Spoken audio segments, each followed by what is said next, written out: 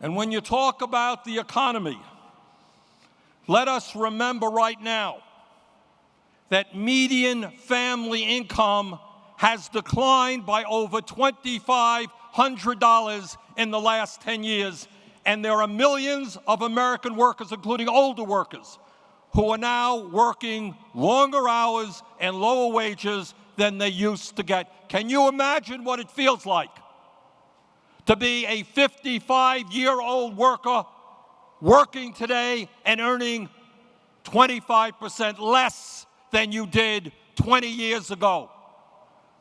You're moving in the wrong direction.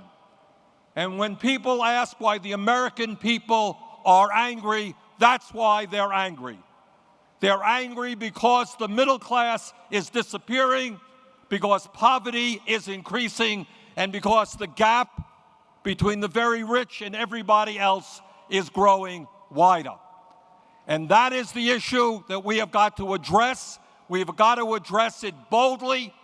And if we do not win on this issue, the future for our kids and grandchildren is extremely bleak, and that is why we have got to win. I've got 7 beautiful grandchildren. You've got kids and grandchildren.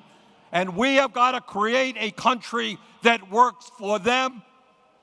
And that is why we have got to be standing up, fighting back, educating, and organizing. The stakes are beyond comprehension. The stakes are literally the future of this country. The stakes are whether or not we become an oligarchic type of society in which a few people on top have all the wealth, all the power, control the media, and poverty increases, and people in the middle class work longer and longer hours. That's not the America we believe in. Now, let me just talk very briefly about some of the things that we have got to do and some of the things that we can do. First of all, when it comes to deficit reduction and all that discussion in Washington, never forget this. This deficit was caused by 2 wars unpaid for.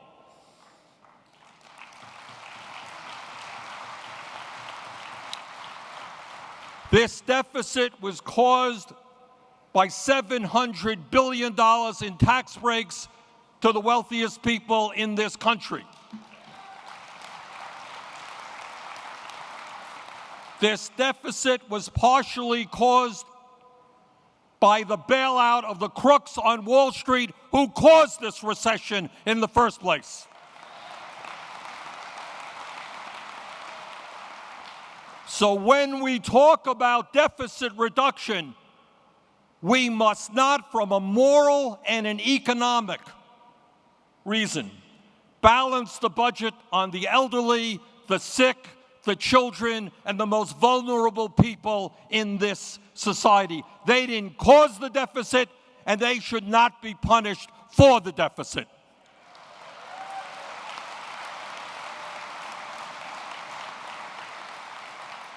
So when we're talking about deficit reduction, what we are saying is the wealthiest people in this country have become phenomenally wealthier, and their effective, their real tax rate has gone down. Some of you may have read Warren Buffett, one of the richest guys in the world, always makes the point that his tax rate, effective tax rate, he's a multi-billionaire, is lower than a fireman, a cop's, or an average worker. The rich are getting richer. They've gotten tax breaks. Now is the time for them to participate in deficit reduction.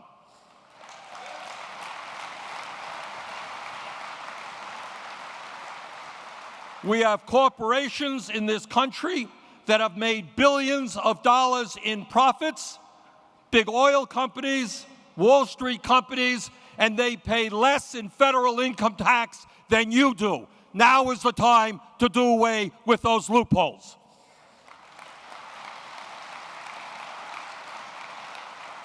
Every single year, this country loses about $100 billion in revenue because large corporations and the wealthy stash their money in the Cayman Islands, in Bermuda, and in Panama in order to avoid paying taxes in this country. If they want to be American corporations, let them pay taxes to the United States government.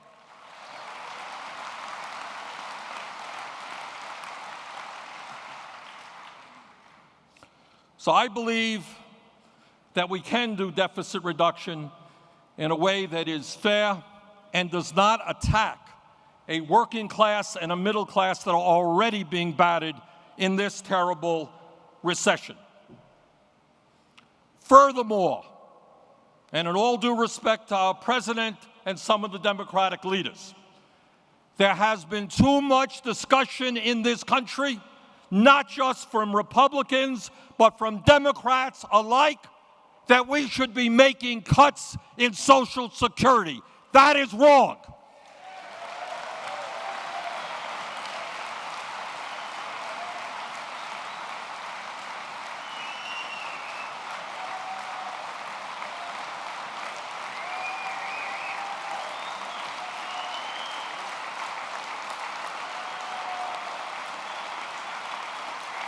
That's right.